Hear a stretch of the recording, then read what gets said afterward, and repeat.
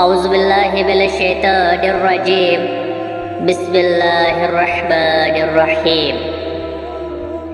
آج میرا موضوع ہے ہم اہل بیت علیہم السلام خدا کے حلال کو حلال اور اس کے حرام کو حرام کرنے والے ہیں۔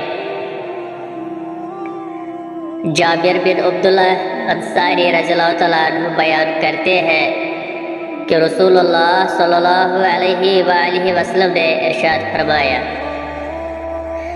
جب خدا نے آسمانوں اور زمین کو خلق کیا تو اس نے انہیں آواز دی، ان سب نے جواب دیا تو خدا نے ان کے سامنے میری نبوت اور علی علیہ السلام کی ولایت پیش کی۔ انہوں نے اطاعت کرتے ہوئے اسے قبول کیا۔ اس کے بعد خدا نے دوسری مخلوقات کو خلق کیا اور ان کے امور دین ہمارے سپرد کیے۔ بس سعادت مند وہ ہے جو ہمارے ہاتھوں سعادت تک پہنچے، اور شقی و بدبخت وہ ہے جو ہماری عدم اطاعت و دشمنی کی وجہ سے روسیہ ہو۔